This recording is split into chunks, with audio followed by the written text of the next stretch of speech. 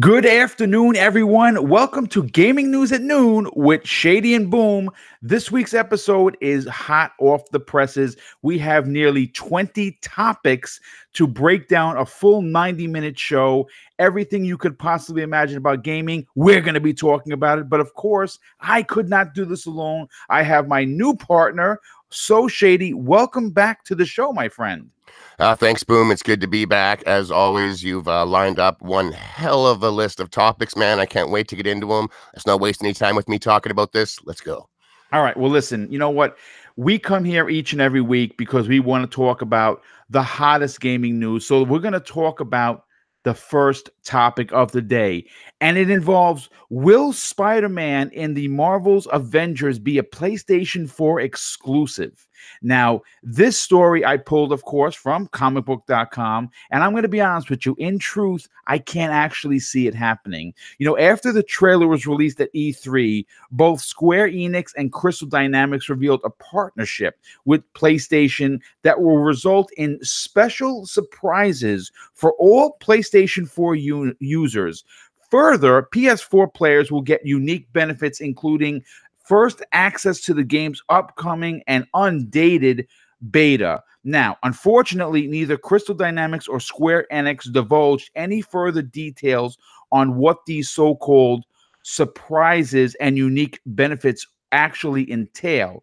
That said, the former is probably more tantalizing than the two teases and has players wondering if the actual character himself is going to be exclusive for the PlayStation 4. And I'm here to say this, folks. Look, PlayStation's 4 Spider-Man's exclusive game last year was a masterpiece. But you know what? When it comes to video games, Marvel themselves control who actually has it. It's not like Sony has with the movies where they have control of the Spider-Man license. Correct. Marvel themselves actually have that, Shady. I think what you're going to get out of this is more like a suit, possibly the suits in plural from the actual PlayStation 4 game. What are your thoughts on this, dude? I think that's more realistic, but I mean, let's not kid ourselves. If they were to get actual Spider-Man as a character exclusive, that'd be a huge get. It would be huge. And I would not be a fan. Obviously, you know me and exclusive stuff. I'm not a huge fan, but exclusive content, I'm much more tolerable of than exclusive games outright. I find, hey, if you want to go out and pay a bunch of money to get some content for your platform, that's a better move than outright buying IPs or games and keeping that gated. But I don't think it's going to be the character either, as you alluded to, which is the truth. Also, Marvel does control Spider-Man in video games. It isn't Sony. Sony controls Spider-Man in the movies for now. And that is likely why Spider-Man, in my opinion, was exclusive anyways, is because Disney and Sony started to play really nice in the Sony or the movieverse of Spider-Man. Disney essentially writes, puts up the money, and makes Spider-Man movies now, and Sony sits back and just profits. And before, Sony was doing whatever they wanted with Spider-Man, which wasn't working for Marvel and it wasn't working for Sony. This new deal does. And I think that just kind of translated into games, which worked out for the two of them. They would have sold more copies if it was on Xbox and PC. I know they would have. But I don't think it's the character either. I think you nailed it with the skins. It'll be some kind of skins, maybe a couple of the powers that were also from that game.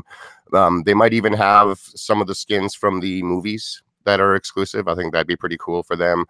I'm not too sure what it is, but I really doubt that it is the character himself. But if it is, at the end of the day, that's a huge get for Sony.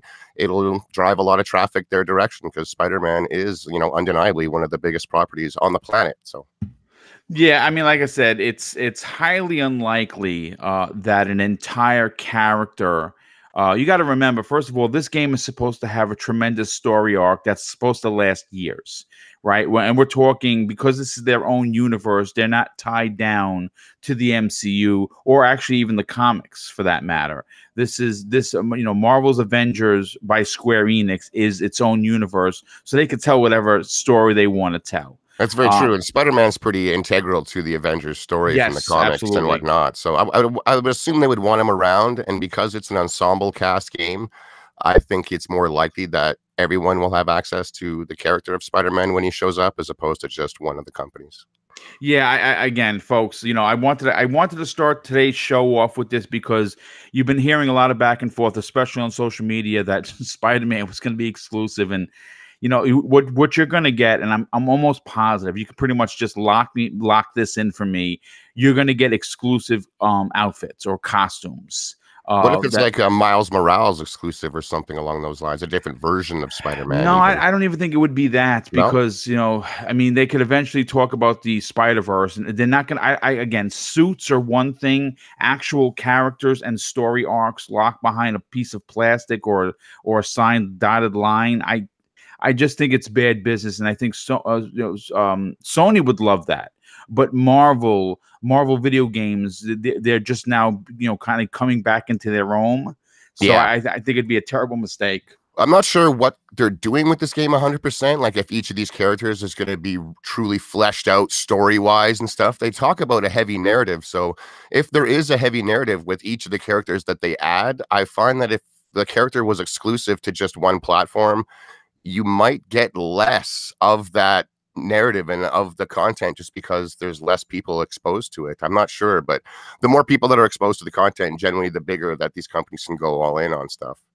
Yeah, no, again, I really think it would be silly on Marvel's part to kind of just lock it behind one piece of plastic as opposed to, this coming out on, because the PC is going to get it, from what I understand, is going to get it as well. I just think it would be bad business. You want to make a character's game exclusive to Sony. That's great, not a problem. I'll buy it there and I'll enjoy just as much.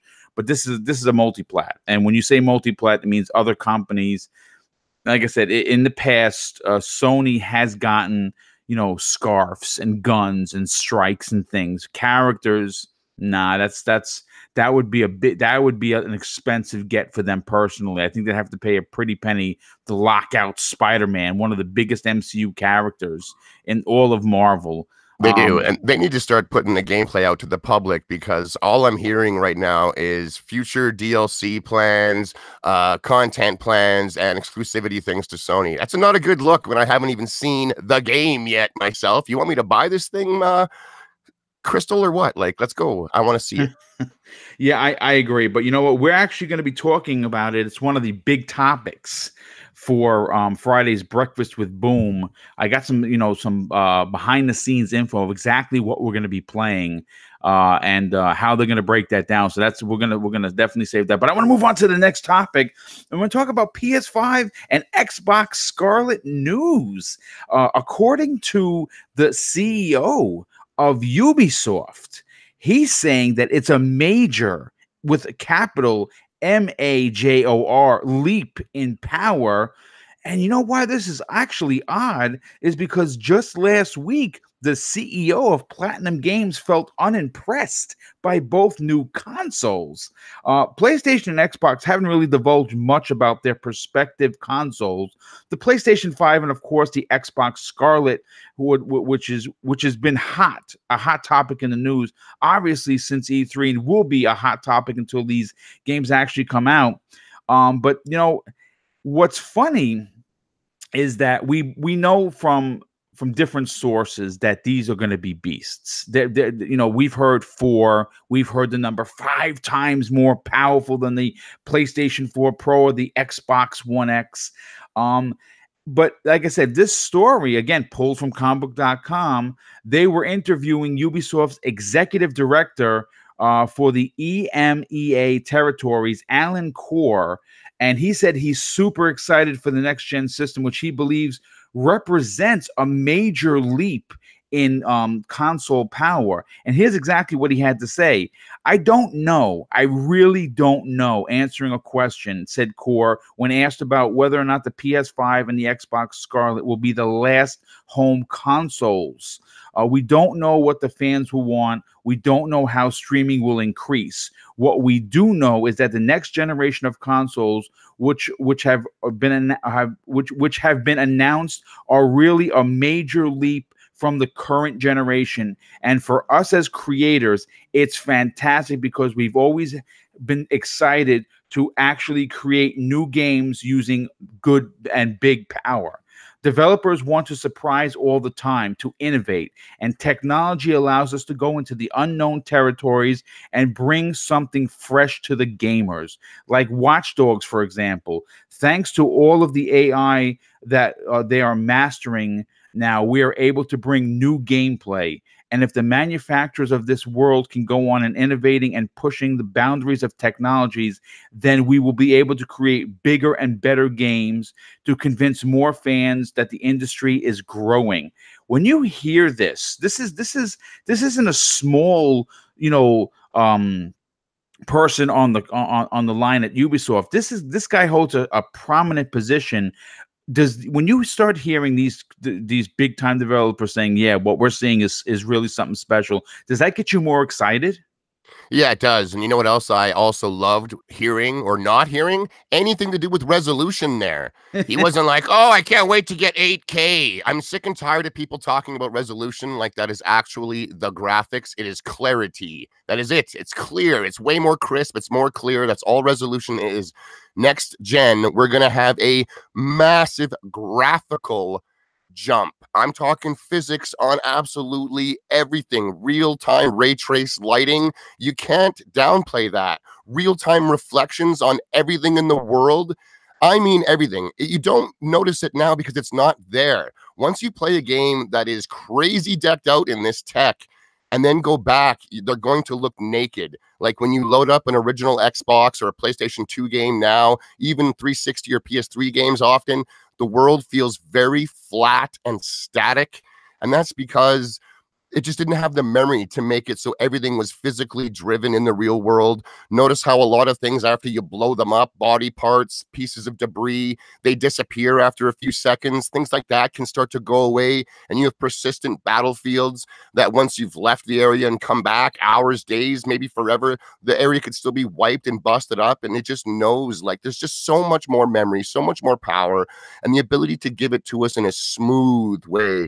Phil Spencer said, or I think it was E3, he'd mentioned that, like, with this gen, we really got to see the power of video games. With next gen, they want to let you feel the power of video games. That resonated with me because 60 frames is big. So is 120 frames. My God, I've never really played a game that high, but it's going to be butter smooth. Like it makes it super smooth. All the backgrounds in your Forzas or your shooters, when you're spinning the camera around, there's no blur anymore when the frame rate's really high. Everything is hyper crisp.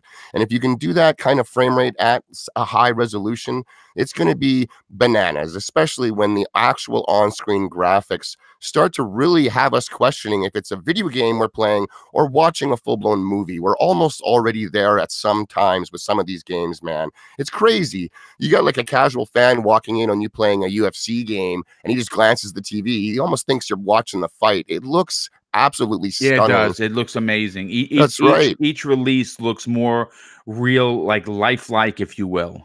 Oh, it's absolutely fantastic. And I just can't wait for it to be exploded up even more, where when I look at the leaves in all the trees in my open world games, they're still not flat polygon leaves like they are today. Even I want to start seeing almost to the point where I'm like, my God, this is it. Like, this is the only thing missing now is I'm not jacking into the Matrix because my TV is showing me reality. And that's only if the gamers want to push it real. I'm down for a cartoon game that has awesome water physics, tons of grass, hair physics everywhere.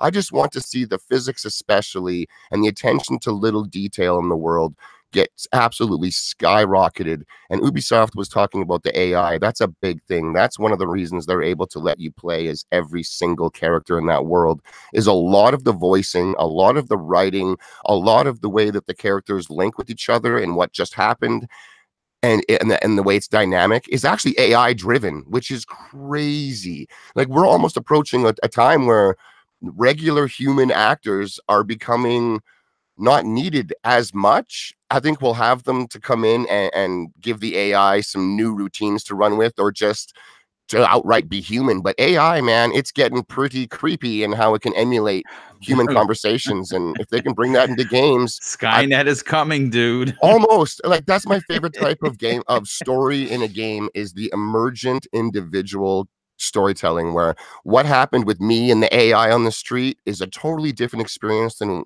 how you got to your mission. Maybe you just drove by the guy, whereas I walked by him and had a crazy interaction that ended up in 8 people dead and the emergency services being called. Like, I love that type of storytelling in game more than cutscene driven storytelling. And Ubisoft has dedicated themselves to bringing that type of storytelling in past interviews. And from what I'm seeing with Watch Dogs, it's coming, and I'm all over it. So this new tech next gen, I can't wait. It is going to be much, much more than a resolution and even a frame rate jump. This is going to blow people's minds. Yeah, it should really take us to a level from I don't think we're going to be ready for what we're going to see, to be honest. You know, if you look back to the Xbox 360 and PS3 jump to the PS4 and the Xbox One, we obviously know the whole nonsense of resolution gate, right? How silly that! I didn't even say it out loud. It's just laughable. But the leap was noticeable, but really wasn't. You know what I'm saying? Because obviously, when you get these new consoles, a lot of these developers, they take a year, sometimes even 2, to really get their hooks in to Absolutely. manipulating the system to do what it wants. Oh, Whereas something on resolution, Boom. This is a big wake up for everyone. Was that it was confirmed actually that Cyberpunk demo that we all saw, the trailer that we all saw yes, at E3, was running at 1080p, yeah, maximum settings with ray tracing on, and the world was blown away. yes, I was there. 1080p. You know what I'm saying? 1080p. I love my 4K TV. It's fantastic. But games can look beyond phenomenal. They can literally kick reality's At door down 1080 if they choose 60. to at 1080. Yeah. Just like God of War looks absolutely stunning. It's 1080p. It decided to use the PlayStation's power for density of detail in the world, and it shows. I mean, when I put on a 1080p Blu-ray movie of the Avengers, I'm not questioning if I'm looking at Robert Downey Jr. It's obviously the guy. Like, it looks like real life. 1080p is fine. So resolution gate, I mean, it was always overblown. It's overblown today. Bring me the best resolution you can, but at the same time, if you can bring me more actual on-screen game, bring me that first before the resolution. So yeah, that's what I say about that again. Yeah, I mean, listen, it's going to be interesting to see. I'm all in on power. I would gladly admit it. I've said it before on this show, on many other shows. I'm a graphical whore, so I will take my Oh, 4K over the 1080 60 because I really want that fleshed out detail. But I think we're going to get it in crisp. spades. But you know what? Before I move on to the next topic, all I want to ask is if you're in the chat and if you are enjoying today's show and any of the programs that Shady and I work together, anybody, any of the shows that I do weekly on the channel, there's 2 things I'm going to ask. One, please hit the like button. That really does help this channel grow in a way that again, I'm not sure how the algorithms work when it comes to YouTube. It's like a murder mystery trying to figure it out. But if you get more likes, more people get to find your content. And if you are enjoying and you kind of want to share this, because YouTube does absolutely nothing but take 30% of everything off the top, they do not push your content anymore. And I would greatly and tremendously appreciate you tweet this out, say, hey, listen, we're live, come watch it, because I do it. But sometimes, I've heard from many fans, they're not getting the alerts. It seems like YouTube is doing less and less for its content creators, especially the small ones. That's right, man. If you're a gamer and you hang out with a couple of gamers, be it maybe online, real life, just on Twitter or something, maybe just pass it on that you got some enjoyment or a couple laughs or it triggered you in a way that you enjoy something. But we do appreciate any type of help on getting the word out because, like I said, a big corporation, they tend to overlook the smaller guys. Yeah, thank you so much for that. And once again, everyone, thank you so much for being here. So let's move on to the next topic now. You and I, Shady and I, we've talked about this. As a matter of fact, we were talking about this particular phrase just before we went live. Hashtag fake outrage. And we've been getting a lot of it from the gaming media when you talk about Call of Duty Modern Warfare and the violence that it depicts, right? Well, you know what? seems as if the media maybe they don't know what they're talking about, because according to GameStop, Modern Warfare, the new Call of Duty, or the new old Call of Duty, was the most pre-ordered game at E3 2019. Leaps and bounds over everyone, Shady. Now, each year, people say, and I've said this myself, Call of Duty is dying. Some even claim it's dead already. But the reality is that it's far from the truth. Each year, unless Rockstar game releases like a Red Dead Redemption or a Grand Theft Auto, Call of Duty pretty much is the best selling game. And it turns out that people were tripping over themselves in droves to pre-order Call of Duty Modern Warfare. And you know what? They didn't get into specifics of like which console won. You know, PlayStation wasn't there and they won the pre-order battle. No, it's nothing that ridiculous. But I am going to say this, you know, Shady, you'll agree with this. Video games are in our DNA, and the as a top retailer and in gaming, regardless of whether you like GameStop or you don't, they're probably the go-to for many people, including myself. I buy a lot of stuff from GameStop. I wanted to talk about Eric Bright, who is the vice president of merchandising for GameStop. And he basically says this: as evident from E3, the gaming industry continues to grow, and we're right in the middle of this hot category where our 40,000 plus store associates will be helping customers access their favorite video games. Now, I mean, like I said, to be honest, Shady, this really doesn't come off as a surprise that they were the most pre-ordered game. I mean, it's Call of Duty. That, you know, there's a lot going on with this Call of Duty besides fake drama and fake outrage. It's getting a new engine, Shady, for the first time in the franchise's history, and more importantly, Captain Frickin' Price is back. You know what I'm saying? So this is a retelling. It's going to be violent. Yes, there's going to be violence, folks. It's war. War is violence. Like I said, I've said it publicly. Unnecessarily hostile type of violence where people are getting their ears cut off for fun. Not my bag. I just won't watch that movie.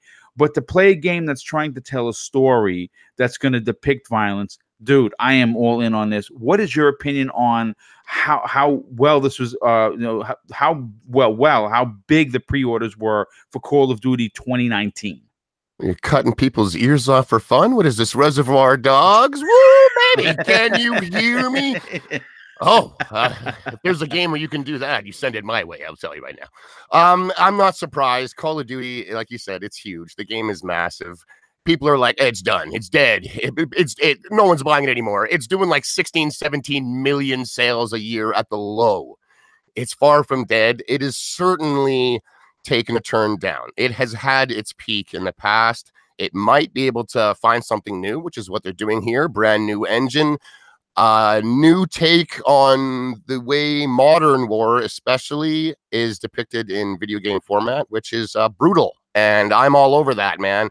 I'm not going to call all the outrage or disgust or, you know, people turning away from it as fake. People can feel any way they want. I just find it interesting that the entire lamestream media is ubiquitously recoiling in disgust. There isn't a single one of them that games like So Shady, apparently. Where, you know, I can understand. It's hard to write an article where you're like, what? There's kid playgrounds getting hit with mustard gas? Oh, baby. Like, you can't say those things because it's abhorrent. That's not what I'm excited about. I'm excited about getting to those bastards that dropped said mustard gas on the youth. They're going to pay. Those AI will pay brutally. I can't wait. I'm really, really excited for this. I'm glad that there's more people seemingly excited for it than upset for it as well. I think video games as a medium needs to up the ante, if you will, on some things. They've been playing it safe, especially this generation. We have a lot of power and a lot of tech sitting right here on my desk in the X. And I find the violence that's depicted in a lot of our games is subtle. Some games are pretty hardcore. I can't deny that. But by and large, let's just use Call of Duty or Battlefield as examples. They are very, very, very tame for the actual on-screen violence being depicted. I think they should crank that up. If they're worried about scaring people off, that says something about the actual games that people are playing. Like, there's nothing wrong with having me put my controller down and just being like, my God, what am I doing here? That was disturbing. Thank God no one was actually hurt in what I'm doing, but it actually causes me to think about real world ramifications, and it might cause, my Lord, a movement against real world violence to stop. We got to stop this shit, man. We're all the same race. We got one place to live. We call it Earth. Let's start getting along and spending our money on fun things like gaming instead of weapons of death. In my opinion, that's too political for a game show. We're going back to Call of Duty, and I just think it's great that it's finally taking something new with a brand new engine from the ground up, and is going to have a lot of people questioning what it is maybe they enjoy in a video game, what they don't, questions about the real world, and I like to see the media squirm. I think a lot of it is somewhat fake because controversy gets clicks a lot more than someone getting hyped up because, you know, you gotta maybe shoot to death a woman holding a child when she has a gun too. Like, those are not moments that you can get excited about publicly too much because you just sound like a psychopath, even though it's just a video game. It's just like, you know, hey, I'm excited that there's stuff like that is going to cause some people to get a little queasy, and maybe even me. Video games haven't done it yet, but I'm excited to see if something can maybe do it, because I don't know, but bring on the controversy. It's certainly bringing on the clicks, which is seemingly generating pre-sales. It also is coming this year. That's a big one, and so I think that's the big reason why it's getting. Yeah, it's going to be a big game. I'm looking forward to it. Of course, I'll be getting it for the Xbox One X, where right now power does matter. Power has always mattered to me. And when I don't have it, I will go to where it is, like most people. But before we move on to the next topic, Scrub Nurse with the outstanding $5 super chat. He says, "I hate how the public scrutinizes video games for violence, sex, or racism, but the same is not called is called art in movies, especially with Cyberpunk." Yeah, listen, there is going to be a lot of Cyberpunk. I guess you can call it controversy, which I think is ridiculous. Yeah, sure. If it's not on, and that's a great point, Scrub Nurse. You know, when you talk about art, don't they always say art is subjective, right? Isn't it in the eye of the beholder what's considered art? Yeah. I considered video games a very, very static way of expression, and I think it's a heck of a lot more in depth when you talk about what goes into making a scene in a video game, as opposed to, you know, someone just painting a picture. And I'm not taking anything away from artists per se. I'm saying that art is depicted in many ways from many different people's opinions, gaming is very interactive art. It's a new form of art. It's the new kid on the block, so it's going to be scrutinized. I mean, books were scrutinized back in the day, movies and TV shows when it first came on, the radio even. Anything new is people are terrified. Most people in the world are dragged into the future, kicking and screaming the entire time by a few smart individuals. That's just the way of things. It's unfortunate, but you know, video games, I think one of the people's big concerns is that it is controlled. I'm the one pulling the quote unquote trigger and taking someone's head off. Someone, quote unquote, again, when there are actually no human beings involved in what I'm doing. The same way, no animals are hurt. Well, that's right. Like, is that any different than, say, a director, and he's spending hours or weeks even with his special effects team to recreate some gruesome war footage or a movie footage that is just a monster tearing guys up? These people are spending countless hours to recreate this on screen. Don't get me wrong. That's right. And like movies, they do generate their fair share of controversy, but it does feel like video games are looked at like they actually cause some form of real world repercussions here. And the evidence scientifically, proves that it's not the case. That is a great point. They're just competitive. It's no more competitive than a soccer game that goes wrong and one of the players punches the other player out. It's the competitive nature that is actually causing, if anything, any form of real world acting out, not the video games themselves, not any form of violence in them and stuff like that. I think that is silly. It's just video games are competitive and human beings don't like to lose. They don't like to be one-upped. They don't like to be to be made to look a fool. And that's unfortunate that some of them seem to act out in the real world, if you will, like really unfortunate. But yeah, man, I'm glad Call of Duty is starting to push limits. It's a big game. It's also bringing different limits, which is full-on cross-play at launch. With a game like Call of Duty, with that status, I hope that's the new thing for just everything in the future, man. I want to play with everybody, not just the guys that that's also a big thing. But you know what? Speaking of E3 2019 and GameStop, here's their official list of their top 10 most pre-ordered games from the big show, which you could do if you wanted to. Call of Duty, of course, we talked about, led the charge. Pokemon Sword and Shield at number 2, Final Fantasy VII Remake at number 3, Cyberpunk 2077 at 4, Borderlands 3 at 5, Legend of Zelda Link's Awakening at 6, Jedi Fallen Order at 7, Gears 5 at 8, Super Mario Maker 2 at 9, and rounding out the top 10 was Crash Team Racing Nitro Fueled. And of course, that is, I mean, listen, video games is a big business. The fact that GameStop is there and they were able to snag this many pre-orders shows that the industry is growing and people are very excited.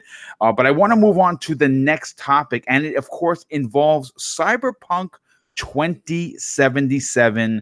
And this is not drama, folks. They have confirmed that romances will be very similar to The Witcher 3. And I think this is going to excite a lot of CD Projekt Red fans. Now, when it comes to character relationships in games, we think, of course, Mass Effect, right? Like all the different relationships that you were able to garner over the trilogy. Everyone was so horny in Mass Effect. They're constantly trying to bang everyone. I was a crewmate. I'm like, hey, I'm trying to save the universe. Can you keep your pants on, Garrus? Yeah, I think it has to do with the space that you're breathing. Makes everybody really hot in the pants. They were horned right up, Boom. I'm like, hey, relax. I'm trying to save everybody. My God. Yeah, it's great. And of course, The Witcher 3 was notorious for having explicit sex scenes, and it's adult it's adult content, folks.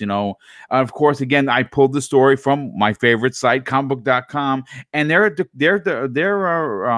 reporting that it appears that Cyberpunk 2077 will have players finding new and exciting virtual relationships in this huge futuristic world of Cyberpunk. Now, CD Projekt Red hasn't talked about romances or the romance system in the game, but recently, lead quest designer Powell, I'm going to butcher the name, I apologize, Sasasku, confirmed to a fan that Cyberpunk 2077 is modeled after The Witcher 3 in this regard. So this is what he had to say on Twitter. So in terms of romances, you can think that it's going to be similar to how The Witcher 3 was. There were whole plot lines regarding character romances, says Powell. Powell points out that your choice in dialogue will play a huge and important part of what happens in these different romances. Further, you can't just romance up anyone. They have to like you. You have to say the right things. Further, it isn't a free-for-all, which that's good to know, like it was in Mass Effect.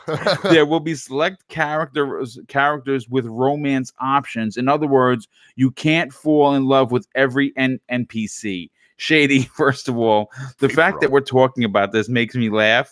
But I think it is important because it really drives the storytelling that these creators are trying to put out there. You got to understand, when you write a novel in a book, and I've never done it, so I don't know.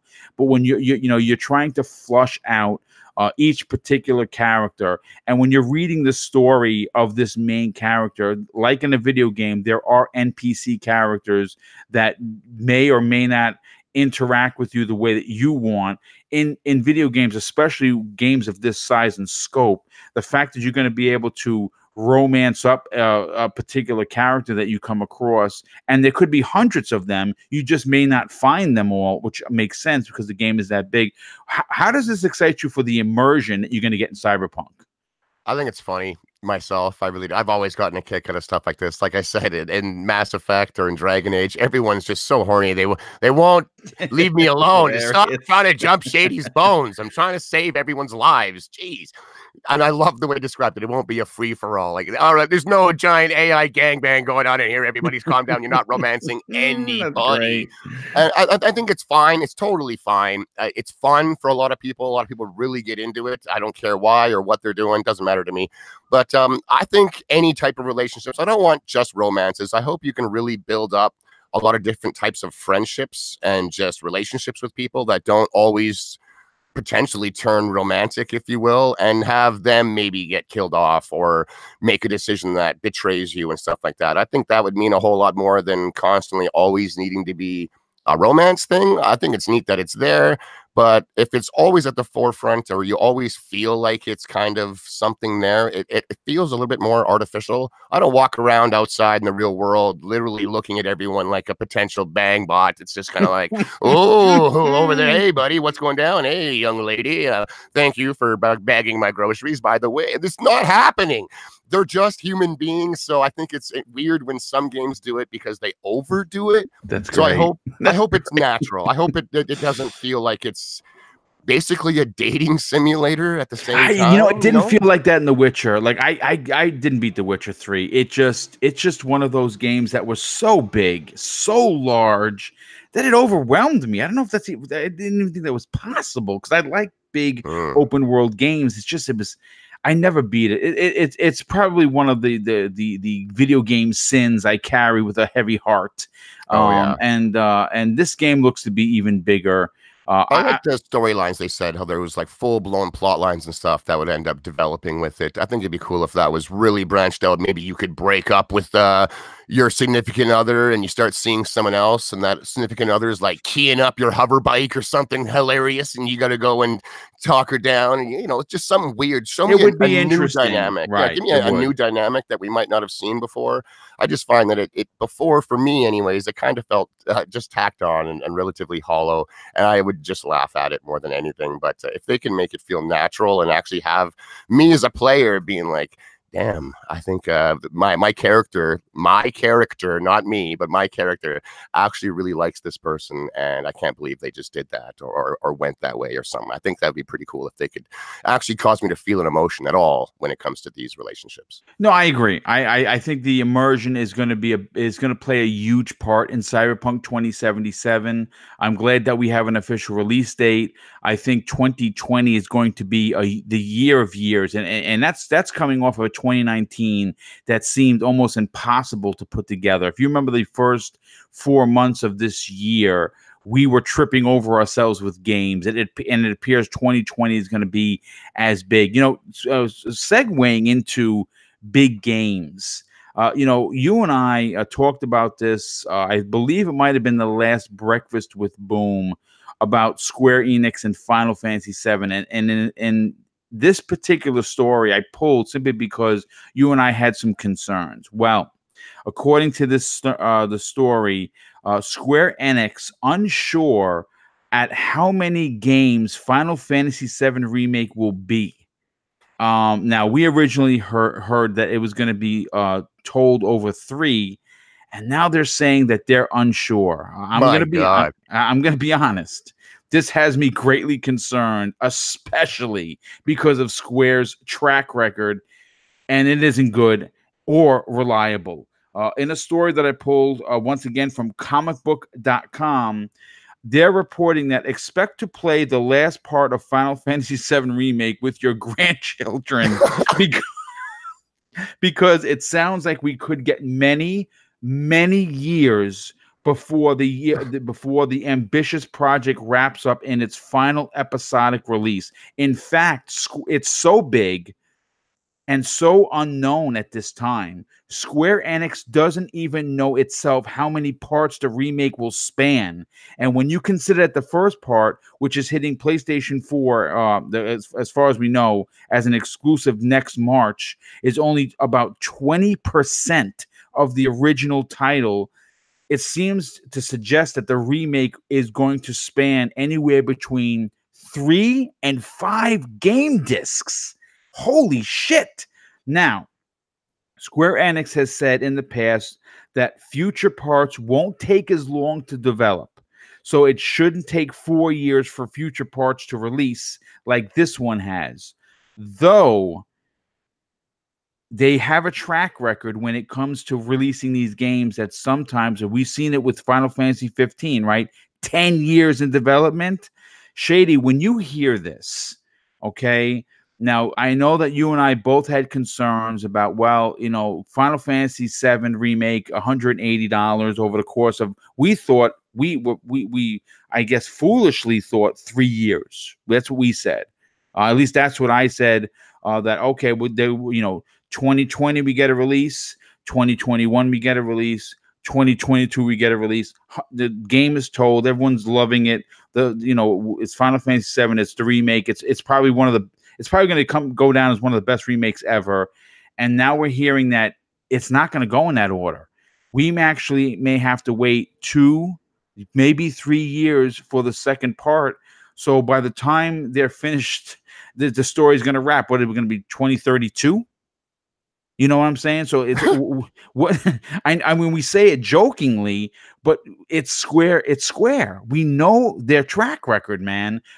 Does this new revelation have you concerned?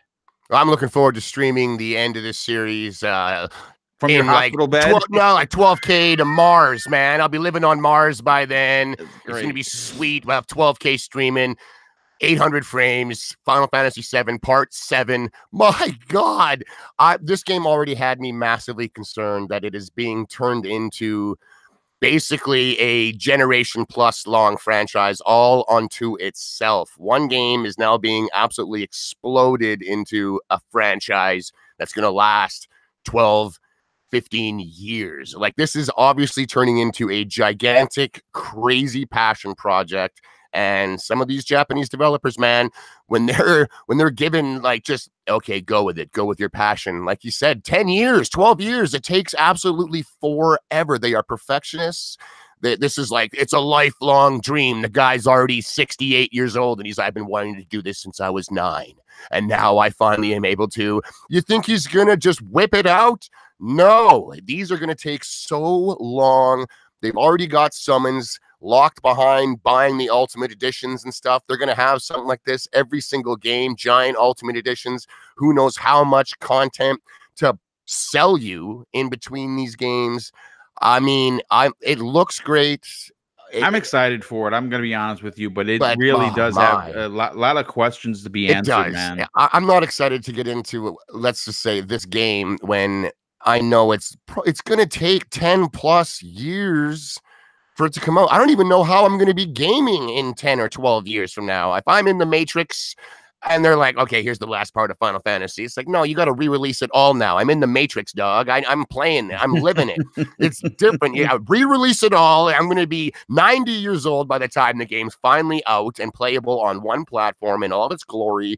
I don't have to worry too much about it myself. My game share partner is already a Final Fantasy fanatic, so he'll be one taking the crazy plunge, I'm sure.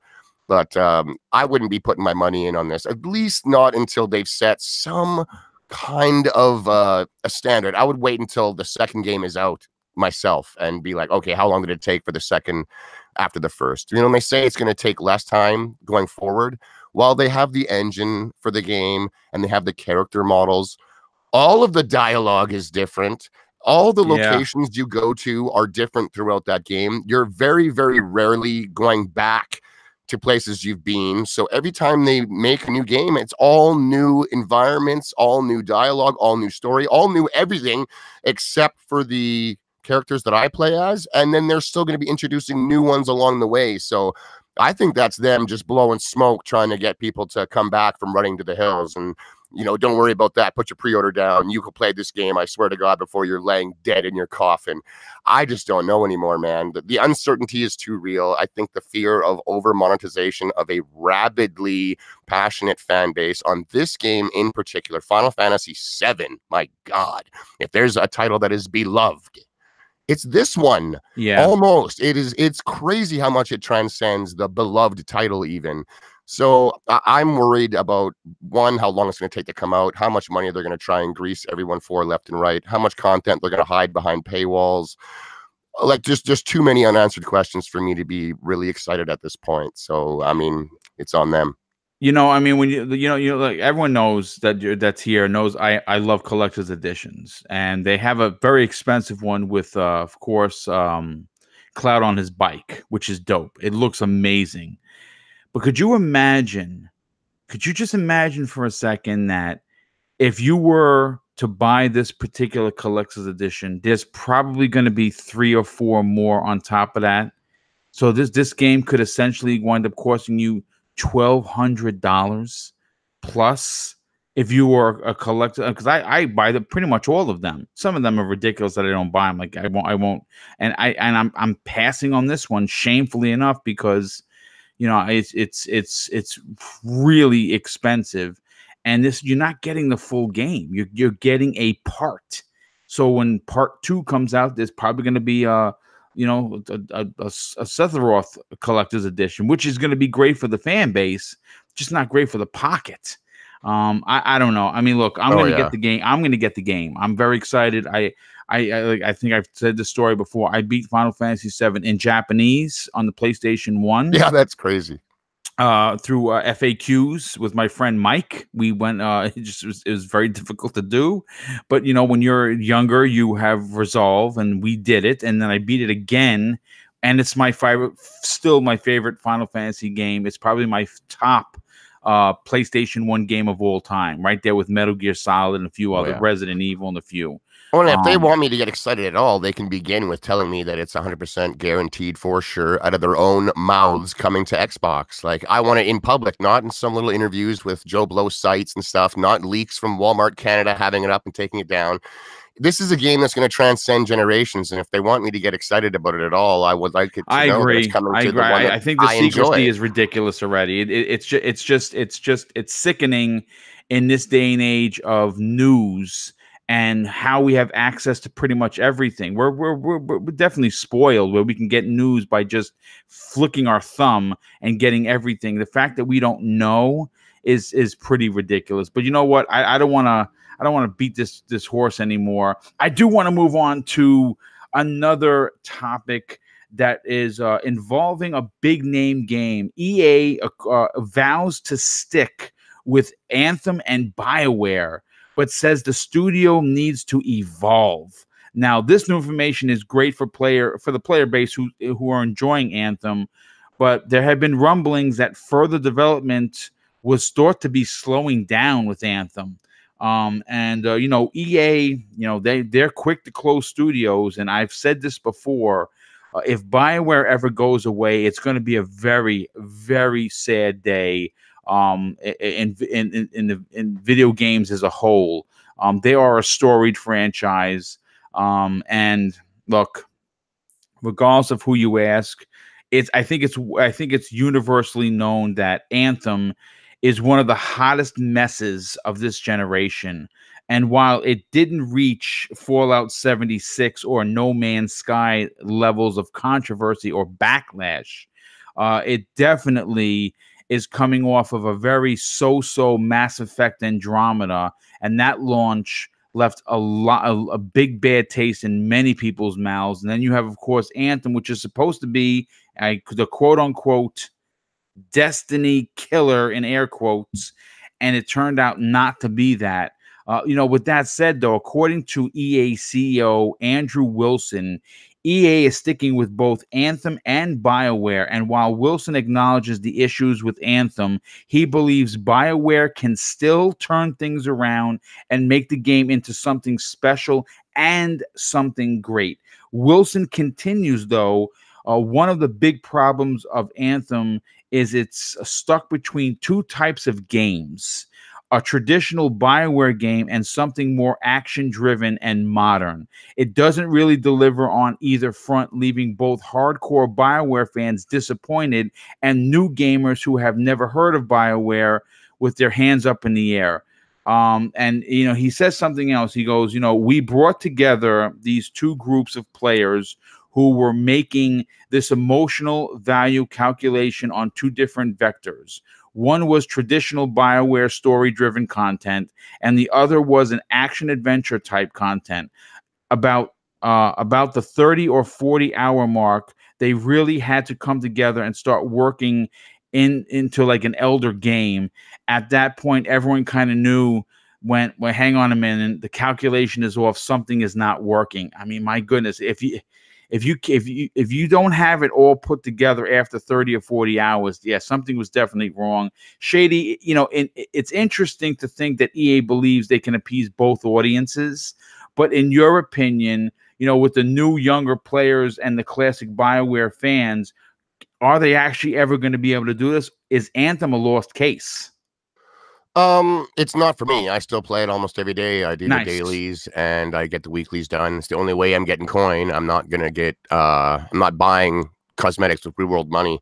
Right. But there's no denying that I am massively disappointed with what the game ended up being. I can see past its faults and I still do enjoy myself. I think the moment to moment gameplay, the flying around, the graphics, a lot of the powers and stuff you have, I enjoy it. I like playing with my friends. We have a good time.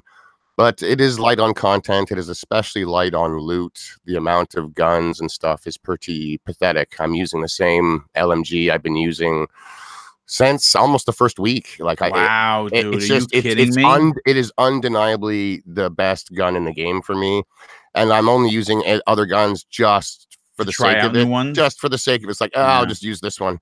But I think the game has a lot of good. It has a lot missing for it. I think Andrew Wilson nailed it when he said that it's kind of stuck in between two games, where it's trying in points of it to give a narrative and have some relationships being built with the characters at Fort Tarsis and stuff. But I mean, even that stuff, it was very weak compared to BioWare's past efforts. They've lost a lot of their writers and a lot of the guys that did the lore and stuff like that. And it is very evident in Anthem. All the little codexes and stuff that you read are they're kind of terrible. Like, that was one of my favorite parts of Mass Effect, if not my favorite, was the amount of information that you could read about and listen to in that game. It would break down every single piece of technology. You could read about every planet, all the moons, all the species, their history, the ships. It was overload of science fiction awesomeness, and it was written with just such care and detail, where I find Anthem feels like a lot of fan fiction, to be honest, with a lot of its lore and stuff. It's just a shame. I think there's a lot of good core mechanics in the game. I'm looking forward to what they bring with the Cataclysm here coming soon. I believe it's in beta on PC at the moment, so I hope they can get their act together and deliver on that. It's a new area to fly around in, a whole bunch of new stuff to do, which essentially boils down to you have a timer. You're trying to kill as many groups of enemies as you can around this new map before challenging the boss. And they promise different and new loot drops, a new currency system in-game that is only in-game to open up like legendary chests and stuff. Like I said, I certainly haven't written the game off. I can see past its faults. I enjoy it. I play it for an hour, hour and a half, maybe 2 a day. And I have a good time, but it's got a lot of work to do. I'm glad they're sticking with it. I do think it has a future, as long as they can still kind of get their Taken King moment. If they can drop some kind of a huge content drop, rework the loot for people, make it basically almost free to play. Like, you need to almost give it away when that happens for people, kind of like what Destiny 2 is doing right now in the upcoming holiday season. And just get people reinvigorated again. I'm not a fan of the mentality that because it wasn't what they said it was day one, I'll never play it again. I don't understand the mentality myself. Like, if it's good now, why not load it up? You already bought it. You have it. Yeah. Don't maybe go rebuy it. I can get that. They've lost your money. You don't have it again. Don't give them more. But if it's in your collection and people are saying that something is improved, I don't understand why you wouldn't, maybe load it up and see. get your money's worth that you've actually spent, is my argument anyways. There are video games, as bad as some parts are, it's not like a foot just coming out of my Xbox and kicking me right in the sweet spot when I load it up. You know, it's just kind of, I shake my head at some parts, but I still have a shit-eating grin on a lot of the time as well. So I'm glad they're sticking with it, and I hope that it comes and delivers for what other people are looking for as well. Yeah, I agree. Like I said, you never want to see a game do bad, because what that means is that it has the potential for studio closures. We don't want to see BioWare go away. Sure, you might be, this may not be the BioWare of past. I understand that. But with that said, you never want to see a developer go away, because once they do, usually that is it. And we don't want to see BioWare go anywhere anytime soon. Because obviously they still have a lot of stories to tell. Hopefully they could recover from 2 bad games. But, moving on to the next topic, 20 limited time Fortnite modes leaked, including water balloon fight and tag. And these have just recently been discovered. And Shady, to be honest with you, this out of the box development that Epic Games continues to bring to Fortnite is why this game will continue to dominate this particular genre. Fortnite's newest update, 9.30, released recently onto the Xbox One, PS4, PC, Nintendo Switch, and mobile devices. Basically, it's everywhere. And since it released, data miners have been digging through its files maliciously. And the interesting part is that the update added a huge number of limited time modes set for the summertime, which of course just started. And there's 20 of them, folks. So what I'm going to do is I'm not going to break down exactly which one is. We'll be at tomorrow, but I am going to just give you the 20 names of what the data miners found, and you can run and be, if you're a Fortnite fan, get ready, because they seem pretty cool. Okay, so this is from 1 to 20. Automatics, and apparently all drops will be full auto. Something called Builder's Paradise, something called Chameleon, a mode called Headshots Only, which obviously is headshots only. Something called Heavy Metal, Leave No One Behind, Loadout Swap, Power Up, Purple Rain, which apparently all drops are epic, Splashdown, Storm Chasers Surfing, Strategic Structures, Tag, Tank Battle, Team Rumble Lava. I guess you're going to be fighting in lava or trying to avoid it. Team Splashdown, the Blues, all drops are rare drops. Use with care, building materials are limited. And the last, but certainly not least, and seems to be the most fun, water balloon fight using only water balloons. Now, to be honest with you, Shady, I don't play Fortnite. It's just not for me, and that's cool.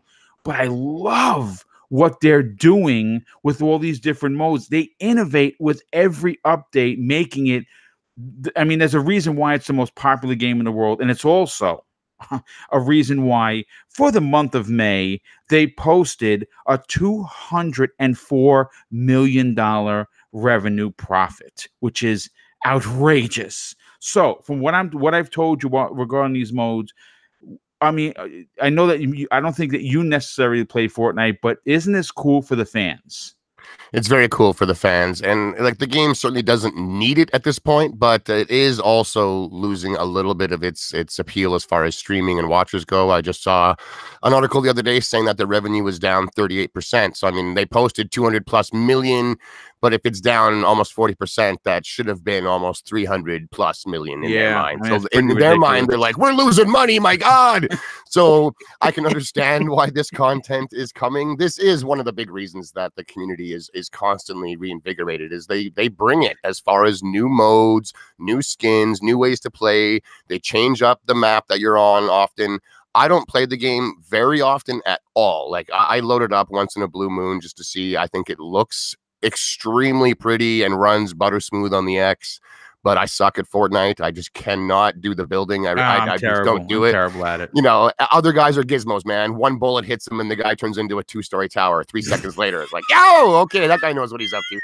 But I do like when new modes come into games like this and other games, how it just kind of remixes the formula to play.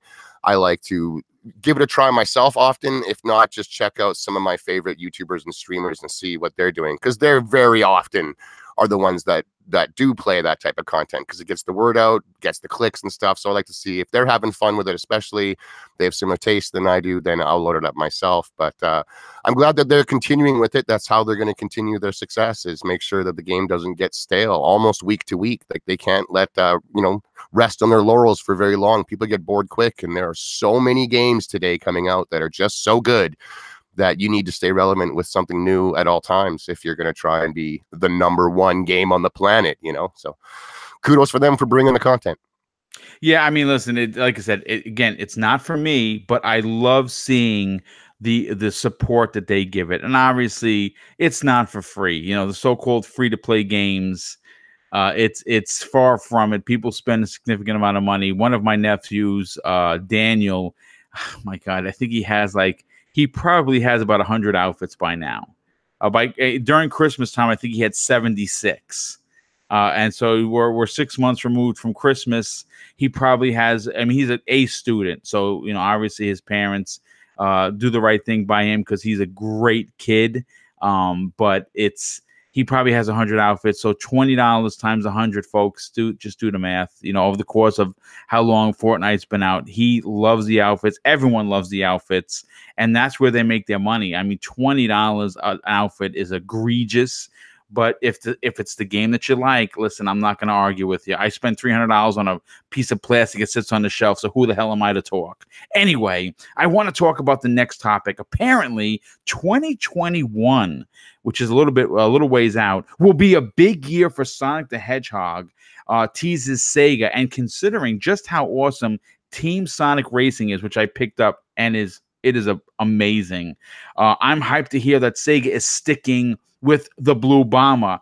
The new Sonic Hedgehog movie is going to be releasing next year, and thankfully that's been delayed because the way they designed it was horrendous. I'm glad that the director was like, yeah, we're listening to fan feedback. This film is going to bomb. So I'm glad that they're fixing that. But 2021 is the next big year for the speedy Blue Hedgehog, and it comes at a time where he's going to be celebrating his 30th anniversary. I cannot believe Sonic has been around for 30 years. I mean, that's pretty incredible because I was a Sega kid and I had the Genesis when Sonic came out. I mean, it's just crazy. But this new news comes way of Sega's Sonic team's boss, Takashi Iizuka, who teased the big year while speaking to Game Informer. And he says, as you know, in past anniversary years, Sega has released big Sonic titles such as Sonic Generations, which was amazing. And when asked if this may happen again in 2021, Iizuka simply chuckled and let out a maybe. So, I mean, listen, I'm going to say this. We have Sega and Sonic continue to remain relevant for so many reasons. Obviously, Team Sonic Racing, it's on sale. If you like mascot racers, I highly recommend that game. Obviously, Mario and Sonic at the Olympics are going to be releasing for the Switch. That's always been a big deal. But for you, Shady, for someone that's an older gamer like myself, are you happy to see that Sega continues to churn out Sonic games? 30 years of Sonic. You said yourself, you don't know how it's being done. Cover your ears now, Boom. Neither do I, because I can't stand the character. I can't. I grew up a Nintendo guy, but we had Sega stuff, so I could play it. And I just chose not to because I found the franchise just vastly inferior to Mario on every single aspect except for moving uncontrollably fast forward. That's all Sonic did better, in my opinion. I don't think it looked better. I don't think the music was as catchy. The secrets weren't as good. The level design wasn't as good. It just wasn't as clever in a game. I think Nintendo has, honest to God, gameplay magic in the way they do their game design a lot of the times. And I always felt Sega just never had it. And Sonic, I just don't enjoy the games almost ever. Like when I was a kid, I I got kicks from their video games. I'm not a hater. It's a video game. It's fine. But they're certainly not my preference as far as platformers go. I haven't played a modern Sonic game, and I don't even like it. To say the last game I played is even modern, it's like 12 years ago, probably is the last time I actually loaded up a Sonic title outside of Sonic 2 in the arcade that I have on Xbox. Just be like, yeah, let's check out this again. And I'm like, yep, just like I remembered it, not for me. So, I mean, I'm glad that they keep putting out content for the fans. They obviously are out there, and they can't all be a bunch of furries dressing up as Sonic characters like I've seen on the internet. That's a big community, by the way. It's huge. My God, is the Sonic furry community. Whatever floats your boat. But I mean, I've heard good things about that Sonic racing. I like a good kart racer, and I've heard some good stuff about that Sonic one. I think when it comes in a first big sale, we might pick it up. As a crew, we also enjoy the kart racers. So we'll see. We don't, unabashedly hate the dude, but I just don't love him. I think there is a lot more wrong with that movie than just the look of Sonic.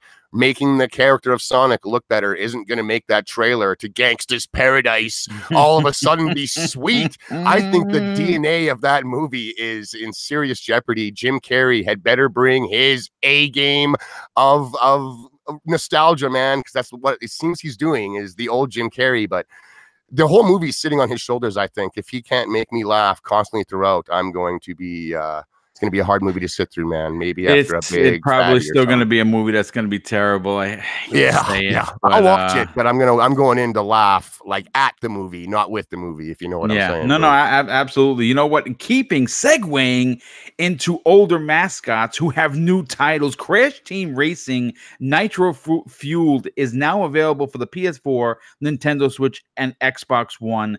And it looks amazing. I have to get my hands on it. I think it's $40, which I think is fantastic. The game is available at both retail and digitally. And so far, both consumers and critics seem to really enjoy the remake of the kart racer from yesteryear, from the old PlayStation 1 days.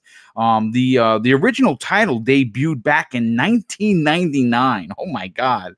Via the PlayStation. And it was obviously a PlayStation-only title. Developed by Naughty Dog and published by Sony, it was the fourth installment in the series and focused on a ragtag team of characters from the series who must race against the nitro oxide to save their planet from destruction. Now, obviously, the story is laughable, but it is a mascot racer. What are you expecting?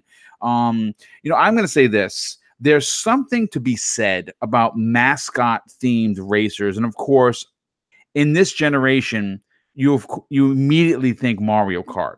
That races to first place in everyone's mind, pun intended. But then there's Team Sonic Racing, which released a few weeks ago, and now Crash. I'm happy that in 2019, we're still getting titles of this caliber. It's funny. A few weeks ago, Shady, I constructed an Xbox topic for the Xbox Factor podcast, where I had put together the groundwork for an Xbox All-Star racing game, and would love to see Microsoft do something like that. They're not going to listen to BoomStick, so I highly doubt it's ever going to happen. But are you happy that these racers are coming back in a big way? And again, I think you already said it. Are you excited to get Crash Team Racing in your collection? I think, like I said, I enjoy a good kart racer as long as it's good. That's fine. But my God, if I'm not a fan of Sonic, I don't know what that makes me of Crash, man. That was one of those eras where it was like the Me Too mascot movement. Oh, Nintendo has Mario and boatloads of other cute little characters, and Sonic was a big success. It was working. 3DO had Gex the Lizard, you know what I'm saying? Yes. And then all of a sudden we got a Bandicoot, whatever the hell that is. And it was just like a ragtag group of weird animal curators just because you had to do it. I think as far as game went, like Mario blew Crash Bandicoot out of the water. Mario 64 absolutely destroyed that game. Yeah. So I've never, ever been a Crash Bandicoot fan. I got a kick out of his commercials calling Mario out at Nintendo. Like, I laughed at him, but I also was not a fan of that type of marketing, even as a young teen. It was just kind of like, hey, don't be poking fun at legends of gaming just because you're trying to push cool. How about you make a good video game? This isn't it, Crash. but the commercial was funny. So I mean, I'm glad again. There's fans of the series. That's the platformer that some people chose to play when they grew up. They love it. That's fine. As long as the kart racer is of quality, it is certainly priced fairly. I think 40 bucks is not right. bad, Yeah. dude. Yeah. That's not bad at all. I think it's like 45 up here in Canada, which is a decent exchange. Some games are more pricey. This one doesn't seem to be gouging us. So we might check it out. You know, I've heard some good stuff about it. And as a crew, we do like to play our kart racers. We play Mario Kart very often. You know, our hardcore gamer buddies, they'll bring their wife or girlfriend over and they're somewhat casual. So we tend to stick to a lot of the Nintendo games and they enjoy the kart racers and we have a good time. So we'll probably check it out. We'll see what happens. Game Pass is a real thing today. So hopefully it goes in there or that we'll drop it in a yes. sale. You know? Yes. Well, I'm sitting on 10,000 points at GameStop. I could cash in for a $10 gift card to make the game 30 bucks, which I think is even a better price than 40. So I actually may do that. But let's move on to the next topic. Borderlands 3. Big game coming out this year, I think. It's apparently going to have a 35+ hour single player campaign. And obviously, if you add 3 buddies to that, this could easily double, maybe even triple, especially if you're loot hunters. And according to the creative director, hearing this should really excite a lot of Borderlands fans. While speaking to GamesBeat, creative director Paul Sage said that the game has a pretty hefty amount of content. He said that even without going after much side content, you will still get a solid 35+ hours in the main story. Now that really says something if you think about the side work that you can do in a Borderlands game. 35 hours just for the main campaign. You're going to be playing. I mean, listen, you and I have both talked about this. We look at everything. We check every nook and cranny. We look for loot, high, low, behind cars, under tires, hidden behind, burnt out cars. I think I'm going to be putting 70, maybe 100 hours into Borderlands 3. What are your opinions on the fact that the creative director is saying, hey, listen, even if you skip all the side content, you're still getting a solid 35 hours. I think this it's going to be worth the price of admission. Yeah, absolutely. It sounds good to me. Like you said, I explore everything I can. I try and find every little nook, little cranny. When I'm playing with my buddies, we'll constantly try and we try and break the game almost, you know? It's like, where can we climb? Where can't we? Where's the artificial ceiling? How far can we push this environment before you all of a sudden just fall into an invisible pit or stuff like that? Like we really jump around the environment and play around a lot. And this game, just from the footage I've seen, looks like it has some pretty awesome looking environments to do said exploring in. So I'm glad that it's not, 35 hours as long as you're doing all the side missions that are kind of literally like, go collect 5 of these and go kill 6 skags. Like if you don't want to do that, you don't have to. And you still have a ton of content that I'm going to assume, because, I haven't played the game, but it's story oriented. It's going to be the deep, meaty stuff, not this quote unquote fetch questy stuff as much. So I think it's good that they're really bringing it and bringing that value. We haven't had a Borderlands in a long time. The fans are rabid for it. This game looks good. And outside of some public relations shit from the top end brass over at the company there, this game is like running on all cylinders as far as the hype goes. So I hope the content is meaningful and fun to play more than anything. But I'm excited to get into it, man. I've heard some really good things about this game from people at E3.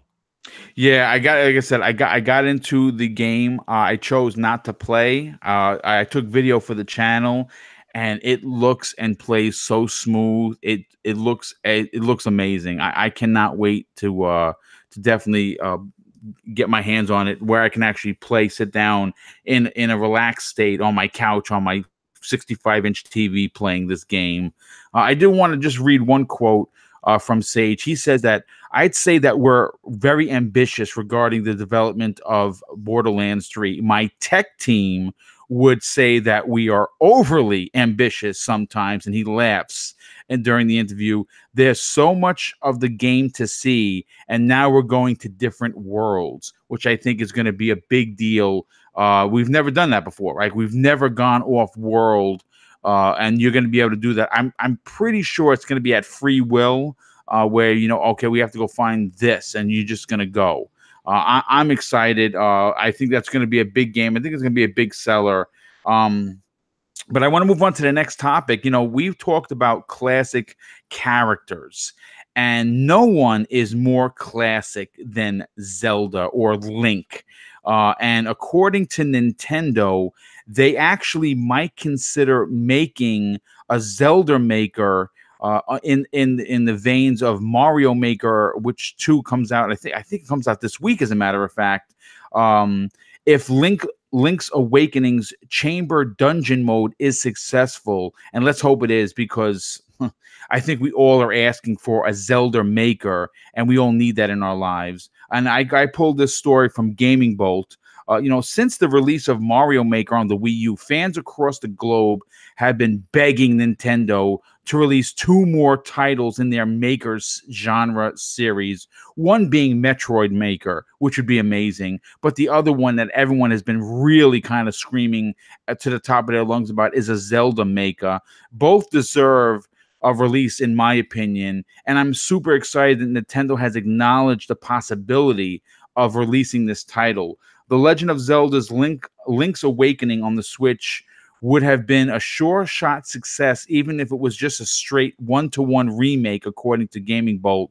While it's, for the most part, a 1-to-1, it's still going to be doing new things. I don't know if you got a chance to see it. It looks absolutely stunning. And that we're getting it this year, my God, it gets me so excited. But when asked in an interview with Kotaku if Nintendo would consider making the Zelda Maker everyone has been clamoring for, they said, let's see, what was his name? Ansuma said that he would keep it in mind. I can't predict the future, he said, but if people do love this idea of arranged dungeons, I'll keep that in mind going forward. Look, I'm going to say this. The fact this is not the same Nintendo that I grew up with. This is a more open and understanding Nintendo. The walls have been taken down. They've partnered with Nintendo. Banjo-Kazooie is going to be in Smash. There's they're handshaking with everyone. And when they come out publicly and say something like this, it's usually a rubber stamp to say, yeah, we've heard you and we're going to release it. Because listen, Mario Maker 1 made tons of money. Mario Maker 2 is going to make, again, tons of money. If you throw a Zelda Maker out there, dude, it's going to be crazy. What are your thoughts on this, bro?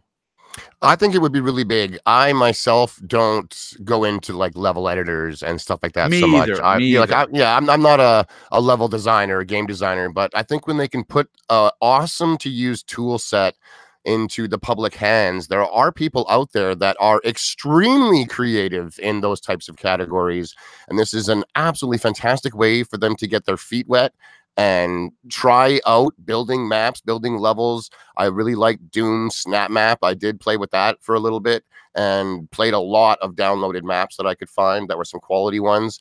Unfortunately, sometimes it can be hard to find, the good ones in a community of created stuff. And that is because not everybody, unfortunately, is, a creative genius or a level designer and stuff. They're just in there having fun, and that's totally fine. But if you're willing to take the time and sift through what's there, you can find some absolute masterpiece creations. These could be the creators of tomorrow. We could be playing their games in 10 years, Shady. That's just it. Exactly. Some of these maps, they go on to get the creators noticed even by the developers, and they may be offered a job to come. Maybe you want to come and make Mario levels or make the next Zelda game with us. I know that was happening with Trials, actually, in Ubisoft. Yes. One of their big time community guys that was making maps and helping people out ended up being offered a job, and now he's the community manager for the game. Like that's really awesome story to hear, that you can go from sitting on your couch making a couple maps in your favorite game perhaps to working for the company and being paid money to do that. I think that's really cool. So the more the merrier. I know I just heard a while ago, of course, that Ubisoft was even doing it with Assassin's Creed. You make your own Assassin's Creed campaigns, full quests and dialogue trees and everything. I think that is really, really cool. Put that stuff out there. There's a lot of passion in the world, a lot of creativity, and you never know what you're going to get back. So I was bring it on some, nifty Zelda dungeons, and even go the extra mile and let people make stories and stuff. A lot of those top-down Zeldas, it was all text-based anyways. So if they can write out their own stories, I think that'd be really cool. I would be interested to see how Nintendo would let's see. I don't know what to use the word here. Just govern the material so people aren't just writing a bunch of crass garbage and abhorrent stuff. Like it would have to be watched over. But I think it's a good thing. I hope they can bring it to something like both Metroid and Zelda. I think both of those titles would be big hits with something like that, just like Mario was. Oh, dude, listen, they Nintendo just knows how to make hits. And if they did release a Zelda Maker, which I think they're going to, it's going to sell like hotcakes. And if it does well, you can imagine that something like a Metroid Maker would we can see that next. And basically the floodgates will be open. That could be a Maker series. They could do one every year as long as it's a different, genre. I know this is an old school. Maybe people don't even know who he is. Kid Icarus or Kid Icarus, some people like to call him. If you did a Kid Icarus Maker, I mean, come on, man, that game was amazing, hard as balls, but amazing. Yeah, and I'm a Nintendo kid. I have been a Nintendo kid since I was 15 years old, and I got my NES for my 15th birthday. It for me, this is just me speaking as being a fandom, just being like a fanboy right now on the air. Nintendo for me personally is what Disney is for some other people. That's how important Nintendo is for me, and I still get giddy and excited to buy their products. But you know what? Let's move on. This going from one story to the next story is funny. Grand Theft Auto 6 might actually be shorter than past games, and how a shorter GTA 6 might appeal to players who kind of after 30 hours never come back. This story I pulled from Game Rant. According to them, Rockstar Games likes to take its time with its titles, releasing massive games that often push the boundaries of what a video game can be. I mean, obviously, look at what they did with Red Dead Redemption 2. But it's obviously Grand Theft Auto 5 came out a long, long time ago. And yes, it is still in the top 10 NPDs today, which is bananas. But it's usually isn't exactly the best for business. And according to the story, they're reporting that GTA 6 is actually going to be the shortest GTA to come out in a long time. They're going to support it with DLC down the line, and usually Rockstar's DLC is fantastic, especially when it comes to like single player stuff. If you've been a big GTA fan, you know that what they've released in past years has always been amazing. But according to Take-Two's interactive CEO Strauss Zelnick, who explained how making games shorter might mean players won't have to wait quite as long between releases. And this is what he had to say. I found it very interesting.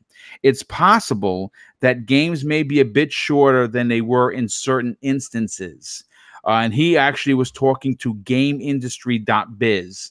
However, Zelnick then suggested that a future game like Grand Theft Auto 6 could eventually become as long as previous games through post-launch support. Now, obviously, through DLC, which means microtransactions. Listen, I'm going to say this. If we get GTA 6 sooner than later, I'm all in. If you want to give me story content, you want to sell me, I hate to say this, folks, you want to sell me a season pass, I'm good, as long as the content is there. But Shady, I want to get your opinion on this. Would you rather them take their time with GTA 6, or would you rather them come out with the game and then I guess tell the story further through DLC? That's interesting. Like when it comes to me, I've never actually beat any of the GTAs, but I beat 3. That's oh. But then, I did beat the Ballad of Gay Tony and the Last me too. Yes, and I did beat Red Dead Redemption's Undead Nightmare. Like, I think their single player campaign stuff is absolutely fantastic because it's not overstaying its welcome in any way. When I get into a GTA, It's not for the story. It's for the immersion of the world. I Yes. enjoy ripping around. Every now and then I'll be the maniac that's trying to get my 5 stars and run from the cops. Other times I just feel like cruising around and following the rules of the road and seeing all the AI interact with each other and yelling at each other and muggings that are happening and interact. Like, it's absolutely mind-blowing how much detail is going on in Grand Theft Auto 5 if you're not screaming by at 200 miles an hour in your car. If you slow it down and cruise by 30 miles, get out of your car and walk the streets, it's pretty staggering what is going on. I think it's nuts. That's why I like to play it. I like to, mosey into the barbershop, get a new beard, go check out some new clothes, cruise in my new chromed out whip. Like, I'm in it for the experience and the immersion when I play Grand Theft Auto a lot more than the story. The story is great when it's there and I'm in the mood for it, which is why I think maybe a shorter version I'm going to take as kind of just smaller stories told in an equally impressive, immersive, detailed open world, instead of it being one giant 50, 60, 70 hour narrative of the same character or characters. Maybe we get to hop into a whole bunch of just different inhabitants in this new game and live their life for a week or two at a time and see what it's like for them to live in whatever city they bust out. I think that would be really cool, as long as the content was good, it was consistent. They weren't always asking me for more money every single time, because if they're going to release a game that is essentially just the immersive open world part of it, but it is missing all that huge story up front, I think it's unfair to instantly charge me the same amount of money without some kind of a guarantee that we're going to be getting a certain amount of story DLCs, added for free, if you will, over time, as well as maybe purchase stuff. Like, I don't. They could actually just add it as free content updates and Yeah, fund the game through the online portion. Which obviously, if you've kept your ear to the floor, Grand Theft Auto 5 Online makes an egregious amount of money. it's huge. Like, I do like that. I think it would be cool to have a version of maybe Grand Theft Auto Online. Like, I don't like looking for reasons for companies to make money or continue making money. That's not why I'm a gamer.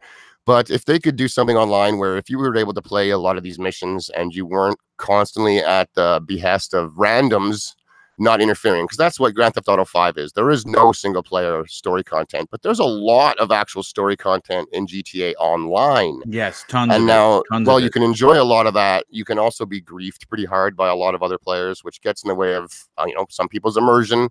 I think while multiplayer games can be awesomely entertaining, they can also be a huge drag when you have other people that seemingly are having fun by ruining yours.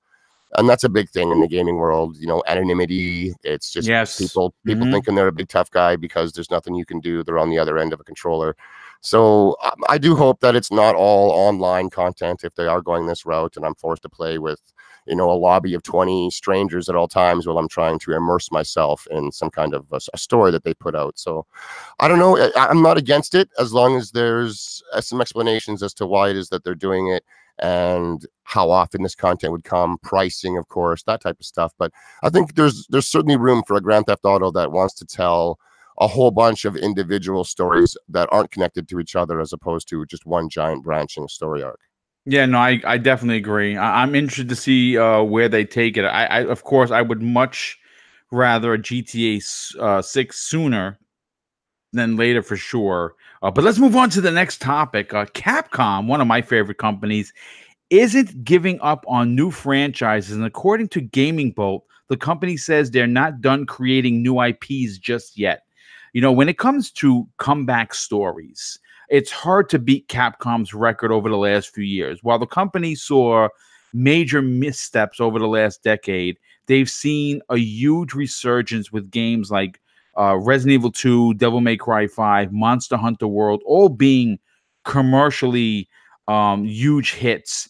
And this goes back all the way to the 2017 when they released Resident Evil 7. That was the comeback trail, and it took the gaming world by storm. And of course, we've seen the continuational support for Street Fighter 5, which wasn't one of their best Street Fighters. It looks amazing and it plays amazing now, not so much at launch. And of course, we've seen the return of the other Blue Bomber in Mega Man in the mid-budget games. I'm going to say this, as a fan of the industry, and I really am. At the end of the day, I love gaming. I love companies. I love the community that comes with gaming. But I really am a big fan of the industry, and someone who has had Capcom as its number one developer more times than not. From seeing this from worst to first comeback story that we all witnessed in 2017, which again with the release of Resident Evil 7 was breathtaking to say the least. And Capcom's back catalog is the stuff of legends. And I, for one, am looking for reboots for Dino Crisis, Animusha, Resident Evil 3, and possibly, and we're hearing rumblings of Code Veronica, which was amazing.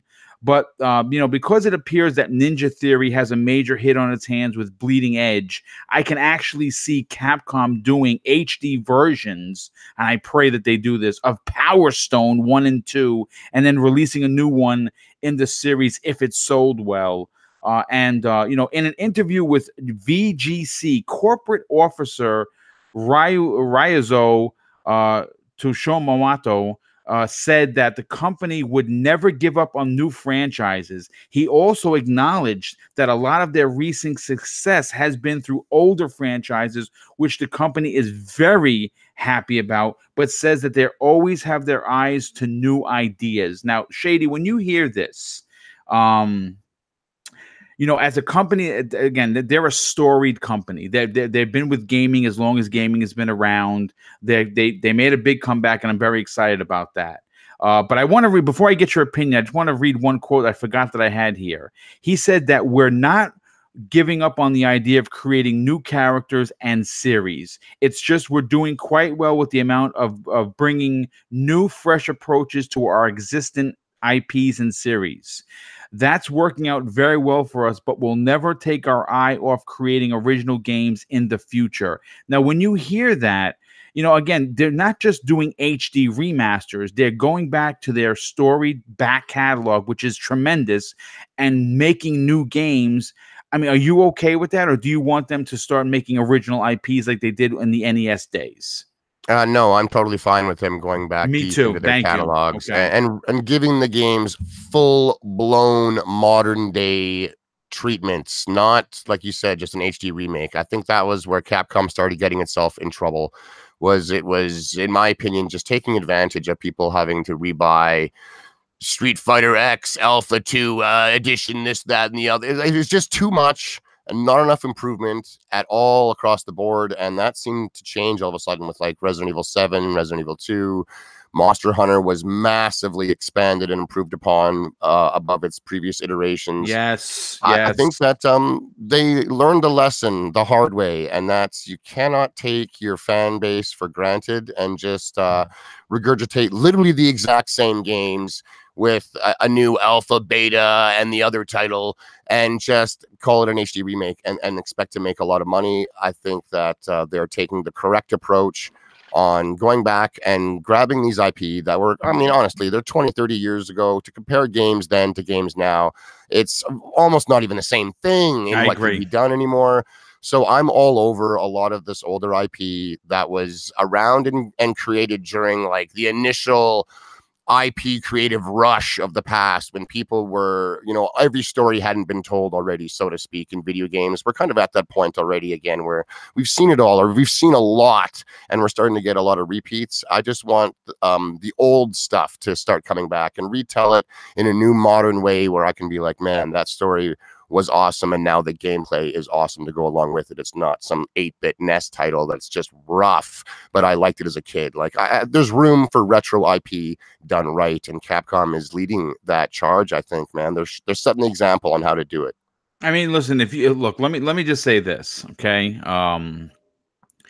Look what they did with Resident Evil 2. The love and respect and care, not only that they gave the franchise, but the fan base has never been seen before. Now you're seeing it with Final Fantasy VII. We're gonna get a very good remake. How long it's gonna take to get that? That's another. Again, that's a story for another whole podcast. But could you imagine that level of detail and polish to Dino Crisis or Animusha, holy shit! Sign me up right now. Right now, take my money. And I That's hope just they it. have collector's editions, by the way. It'd be awesome. Or like give me a modern, even pixelated ghouls and ghosts and goblins. Like Yes, I love those yes. games and stuff like Dead Cells today. They just play so smooth. They look great. They have awesome effects happening with the pixel graphics still. So while it's a retro look of the past, it still has a lot of modern stuff in it. I love that kind of thing. And I think they have just a lot of, from little games like the ghouls and ghosts to some of the just huge titles like the Resident Evils or Dino Crisis and stuff like that, I'm totally fine with them kind of playing it safe, if you will, as far as the actual IP naming is concerned. But I want them to be very aggressive and forward thinking as far as the games that they're actually making with those names. Make them modern games. Yeah, I agree. And I think we're gonna get it. I think we're gonna get. Again, there's rumors that we're getting Resident Evil 3 remake next year at the same time that Resident 2 released. I'm excited. Nemesis is one of my favorite RE bad guys. He's amazing. He's scary as hell. And if they make him as terrifying as they did Mr. X for Resident 2, people are going to be shitting their pants. They are. I was going to say, people lost it at Mr. X. Nemesis is way more intense. But listen, let's move on to the next topic. Keeping with the older guard, if you will, Nintendo has apparently been ordering more than expected memory chips, potentially for Switch redesigns. And this new rumor is coming off several stories that took the internet by storm last week. And according to Gaming Bolt, they reported pretty extensively about the rumblings that a Switch system redesign are on the horizon. And through the Wall Street Journal article, we know that Nintendo has moved production to SEA and are possibly working on new designs right now. Just last week, we had a Chinese retailer potentially leak one of the mini versions of the Switch, the more portable focused Switch Mini, as it's being called.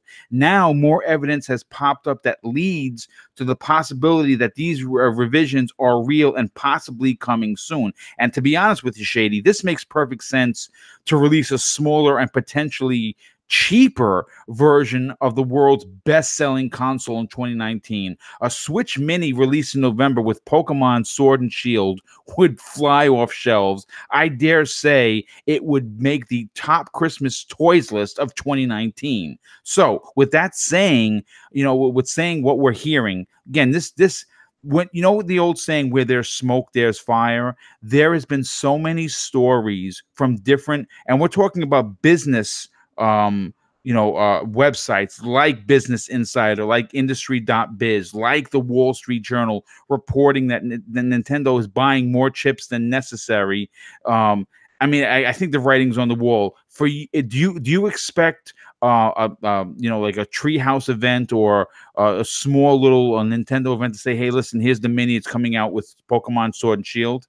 I do, because they've already done it with the 3DS in the past. Yes, they have. Yeah, Yes. I forgot what the title of the Pokemon was, but they launched a Pokemon game, or two actually, the same day, and that was when they did the 3DS Lite, which didn't have the 3D. It was like a small little wedge, and the thing sold like gangbusters, man. So I mean, they already have a recipe for success in their own recipe book. So I can easily see it happening again. There's been rumors swirling around this thing for a long time. The Switch itself is a few years old. Obviously, technology has improved. Manufacturing would have improved, so they could make a smaller, tighter package that'll have the same performance, if you will, as the older models, and maybe make more profit in the process as well. So also a new, cheaper price point. If it's only portable and you can't connect this thing to your TV, that's a missing feature. I would like to think they're not going to ask the same price for this as they would the Switch. No, it'd probably be about $199 for this thing. So with a game.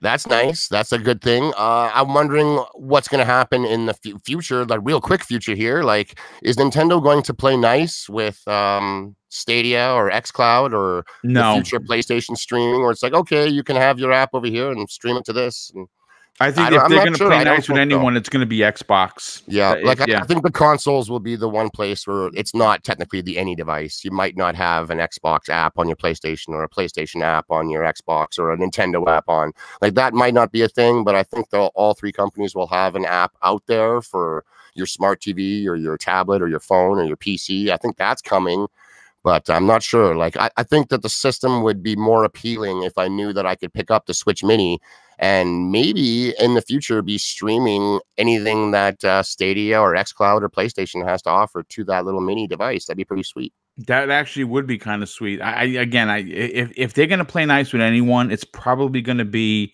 Microsoft, simply because they already have a working relationship, and we've seen the fruits of the labor with Banjo-Kazooie coming to Smash. Well, that's right. Like that's a big deal. Nintendo, more than the other three, really does succeed on its exclusive IP. That is where it makes the lion's share of its money is its exclusives, way more than what Sony and Microsoft do.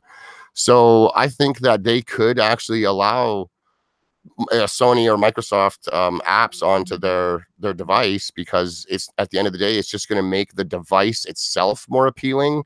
And if you want the device, why wouldn't you maybe check out their new Mario or new Zelda or new Mario Kart while you're there? Yeah. So I could see it, but I'm not sure. I do think it's coming though. Like for sure, I would not be surprised at all. Yeah, well, I mean, it's going to be interesting to see. Again, I think Nintendo is going to rule 2019. Their first party lineup is extremely impressive. I want every game that's releasing, and I wouldn't buy a mini Switch for myself, but I would buy it for my nephew Tyler, because he obviously, thanks to Uncle Theo, as he calls me. He is a Nintendo freak, just like I am. So we have the same mindset, and he actually he's a great kid, and I would definitely pick that up for him. But let's move on to the next topic. And this is a bit of a shocker. EA CEO and executives give their performance bonuses to the employees, and I say it's about damn time. The little people are finally seeing some love from the overlords of the big publisher. This story comes to us from Gaming Bolt. It has been a great fiscal year for the publisher known as Electronic Arts, with a recent study revealing that the CEO, Andrew Wilson, was among the top 100 most overpaid CEOs of 2019. Yet it seems the poor result of the fiscal year 2019 ended on March 31st and has led the CEO and several of the executives to request to forego their performance bonuses, according to a Securities and Exchange Commission's filing that was on June 21st.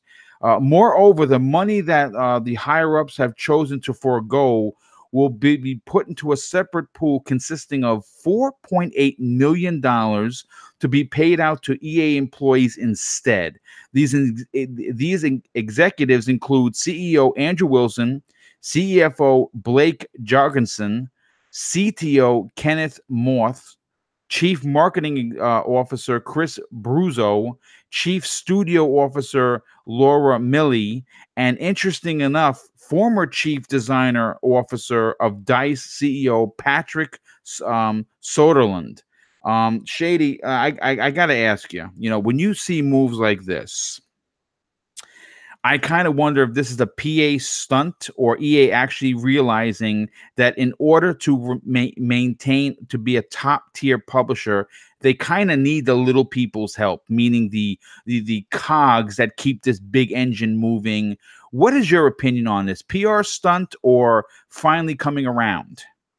It's more PR than anything. I don't expect this to be the standard now, where all of a sudden these big dudes aren't making their $1 million bonuses every year. This is a this year thing. I think EA specifically got put through the ringer pretty hardcore with Anthem, and even the year before with Star Wars. Like if you work for EA and a developer and people know about it on social media, I'm sure your life hasn't been awesome as far as social media goes. Gamers are extremely passionate and outspoken.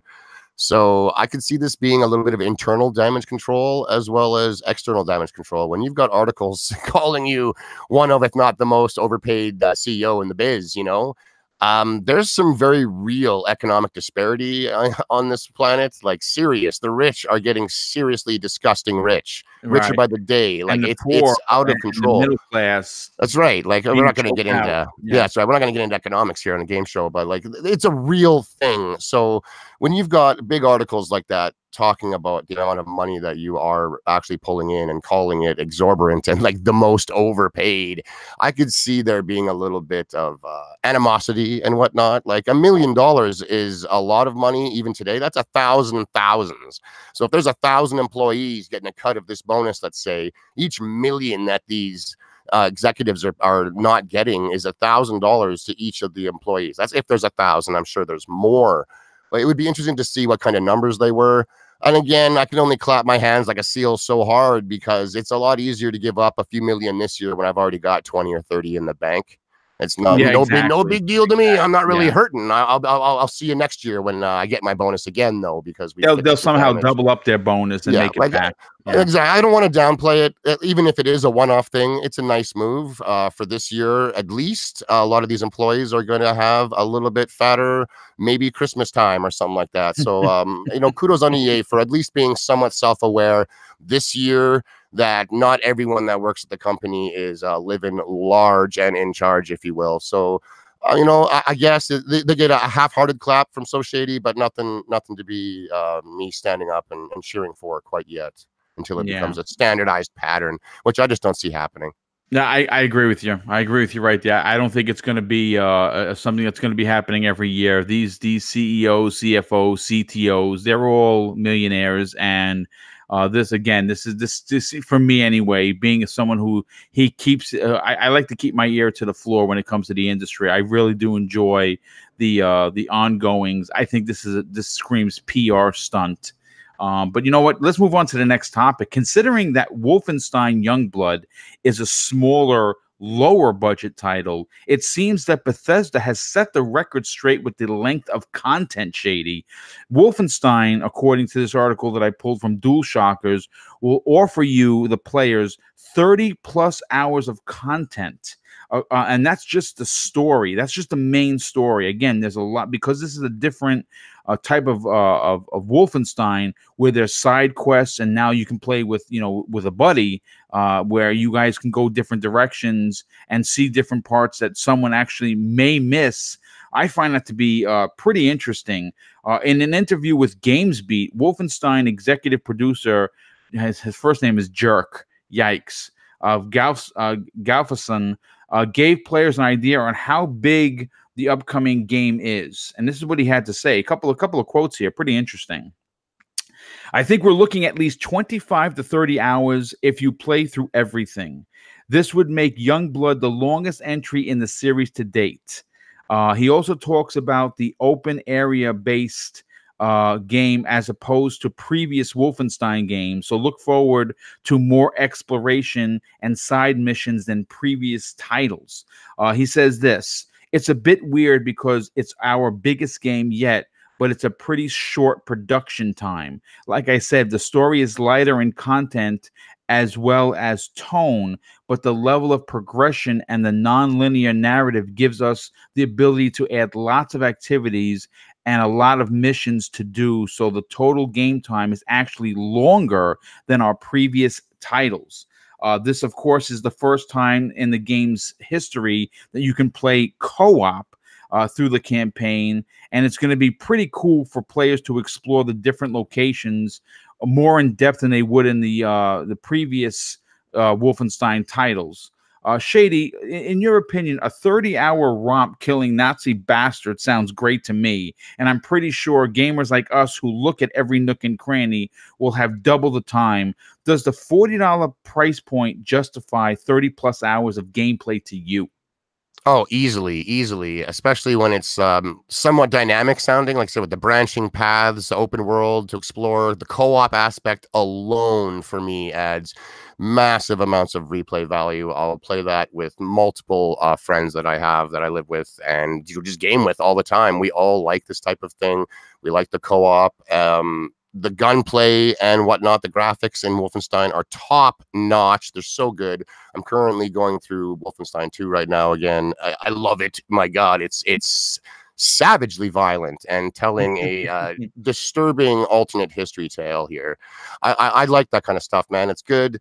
I'm excited for this game. It was an interesting comment when he said, like, it's the shortest story type game we made, but it's also the longest. And some people might interpret that as like it's been padded. I don't think so. That's No, not what I'm I getting don't here. think I so think either. it's just, it's no longer running through hallways, if you will. Like there's actually places to explore, not look at even. There's going to be a lot of replayability. Maybe you totally just didn't go to the left and whatever it is over there, you know, break into a jail to free this and get some kind of distraction happening. Instead, you went right, which was stealing a tank and just barreling right through the front lines. Like those are just quick examples that probably aren't even in the game, but I mean, if there's varying stuff to do, Arcane Studios I've heard is involved, and they are Yes. responsible for like Prey and Dishonored, which are very open-ended, player choice-driven gameplay mechanics. I love that type of stuff. So if they can bring that into Wolfenstein, I mean, I'm all on board, man. I can't wait for this game. I've already got it pre-ordered. I got it for free, quote unquote free, with my Xbox reward points. Again, anyone out Nice. there, go to xbox.com, click on your profile, go to rewards, and see how many you have sitting there. If I you just haven't did done it my in a long my time, daily points today, dude. I do it every day. yeah, I do it every day as well. But for those people that just don't, but they do buy a lot of content and they haven't looked in a year or two, check it out. You might have, you know, $100 in reward points just sitting there waiting for you to cash it in Hmm. for either straight up Microsoft reward money, like Microsoft points, or you can buy yourself Game Pass Ultimate Live. It's a fantastic service. Like Boom, I do it every day. It's certainly worth my 2 minutes. That's all it Yes. takes. Yeah. And at the end of the year, I'm going to be looking at least $80 worth of something for free. So I'm all over it, man. This game has me excited. I'm glad it's coming soon. I am extremely glad that this game is bringing in cooperative. I've wanted it since the very first one, the remake there. I've wanted it in Doom. I want it in every shooter, damn it. I want to play with my buddies by choice.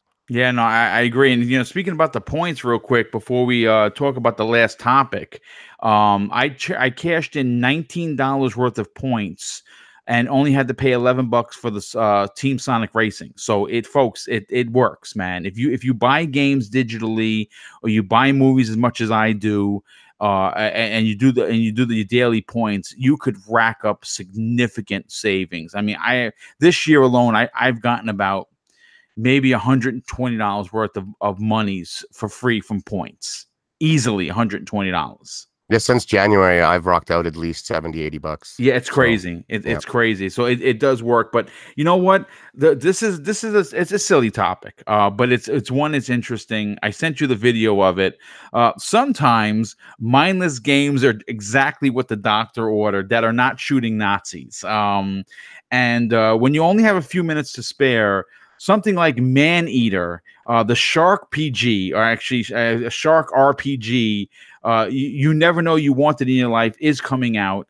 And who would have thought that 13 years after Jaws Unleashed, developer Tripwire Interactive would be reviving what they're calling a Shark PG? Now that the if you're not familiar with what this Maneater game is, go to YouTube and just type in Maneater game. It is unbelievable violence. You're a shark, folks, and you're running. You're swimming around and just tearing through the ocean, eating other fish, but more importantly, eating people. Yeah, and they're actually hunting you. I mean, if you look at the video, he's being attacked by the police. He's jumping over the ship and he's eating the cops. It's Grand Theft Auto with a shark. Really what it comes down to. And it is kind of silly that I made this this particular topic, but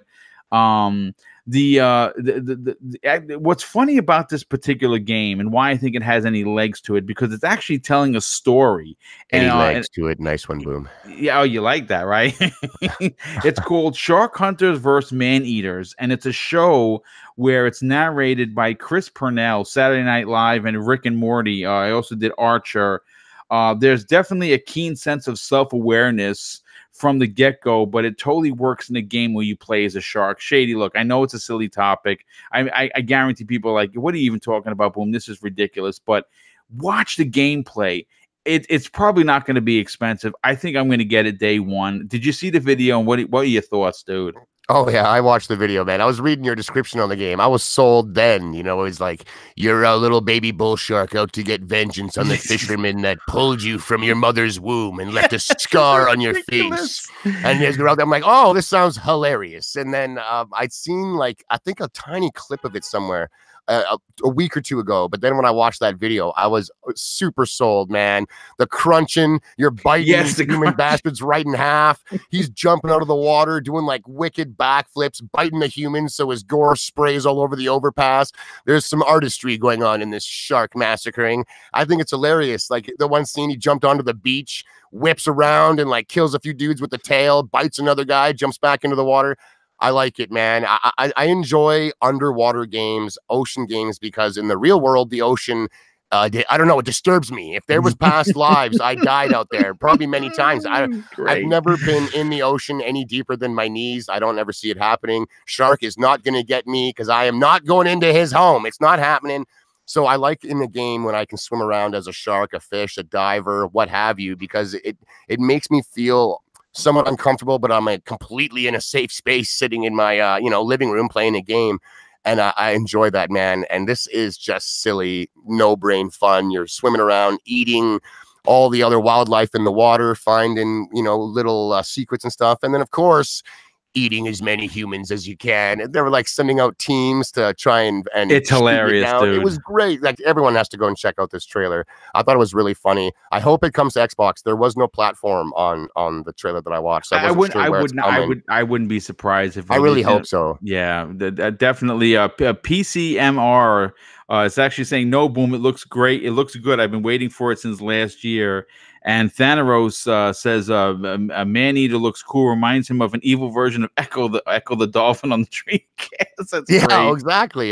Great. It's really good. I was smiling ear to ear the whole trailer. I thought it was absolutely hilarious. It looks like, it's kind of in the vein of like Goat Simulator. It's just silly, fun. Silly That's fun. right. Probably gonna be a $10 or $15, maybe exactly. even a $20 title. Oh yeah, man, it'd be money well spent. I cannot wait to get into this, and I say it all the time. But if we could have maybe even a co-op mode, 2 sharks out there, that'd be great. Oh, I would laugh. Like it looks like it's gonna be so fun to watch. Again, my favorite YouTubers and content creators playing it themselves and yucking it up. I plan on doing it myself for sure. Yes, it looks hilarious. But listen, this has been an amazing show once again. 18 topics. 100 people watching live, a couple of super chats in there. Thank you guys so much. The chat, once again, you guys are amazing. I love how you are friendly with one another. You treat everyone with respect. Everyone, it just enjoys coming to these shows and talking with one another. I see a lot of people saying hi when people come into the chat. I really do appreciate that, guys and gals. It makes these shows really fun to do when people are just hanging out and talking about games. And of course, Shady, having you as my co-host for this show has been an amazing you're an amazing get, dude. You really are. You bring a lot of passion to your game playing. You bring a lot of passion to your, when you talk about games. Obviously, if you want to see raw passion, check out one of the last Xbox Nations. That was actually quite a show, to be honest with you. I'm sure that is it tonight? Is there a show tonight? Yeah, there's another show tonight. Okay. I'll be ready. You take the good and the bad, I guess. I got the level 3 Teflon plate on my chest. Boom. I'll be going in strapped and ready to go, defending the Xbox brand from unnecessary hate. Yeah, well, listen, I love having you on the show, dude. I really would appreciate if you tell everyone where they can follow you on Twitter, and more importantly, actually tune into a lot of the shows that you're on. You are the busiest working dude on YouTube. As far as guesting on other people's shows, I'll take it as far as that goes. But I'm not doing anything with my own channel yet. It's coming. I want to make sure it's good. I want to make sure it's something that people will watch, and I want to make sure it's something that, more often than not, you can laugh with me. If I'm poking fun at something, we can laugh. We're not here to be vitriolic and hurt feelings or anything like that. You don't have to feel the way I feel about everything. That is absolutely for sure. by all means, share how you feel. Let's try and keep it respectful. We're all gamers at the end of the day. That's good enough for me. I don't care what platform is your preference or why. I just, what games are you into and why is it that you're into them? That's totally cool with me, man. We can talk as far as that goes. I am so shady on Twitter at the Sesh Empire. Give me a follow. It is your destiny. I just punched over the 1,000 agent mark this weekend. It felt good, and they kept coming, man. I think I'm almost like 1,020. Bring it on. You don't build an empire by yourself, if you know what I mean, man. We have a great time. I like to blast a few trolls, point out a couple of fanboy stuff, but it's all fun and games at the end of the day, guys. Keep it respectful to me. I'll do the same back to you. Thank you, everyone, for listening. Every week, Wednesday and Friday mornings, I got shows with Boom, gaming news at noon, and breakfast with Boom. And then later on tonight, Wednesdays, is the Xbox Nation podcast. It gets intense over there, boys, but I'm ready. I am ready each and every week, man. I bring that heat. The chat is off the chain, man. We got people from all sides of the spectrums chiming in frequently and loudly. It is not quite like here where it's very polite, and I'd rather it was like this, where it was just share how you feel. I like a nice chill atmosphere. You know what I'm saying? Right. I truly enjoy, like I said, that's why I respect everybody in this chat that comes out and listens, whether you listen live or you listen on the replay. Your support is greatly appreciated. Please, on your way out, hit that like button. And again, if it's not too much trouble, please also put this out on Twitter that a new episode is out there. The word of mouth does go a long way for the smaller channels. I don't know if I'm ever going to have 50,000 subs. Quite frankly, I'm very happy with the growth that I have, and I'm really excited that everyone is enjoying the content. So listen, everyone, enjoy the rest of your hot summer day, because it's gross here in New York. I'm going to have the AC put back on in a second. And we'll see everyone tomorrow. Don't forget, we're back with the Xbox Factor podcast. And, of course, my regular co-host, known as the London Gamer, actually the Welsh Gamer, will be joining us as normal. And, of course, Breakfast with Boom. I have an incredible panel of guests, really some big names. And I'm going to be putting that out later on today. So I hope to see everyone there as well. Enjoy the rest of your day. Stay cool. And we'll see you tomorrow. Take care, everybody.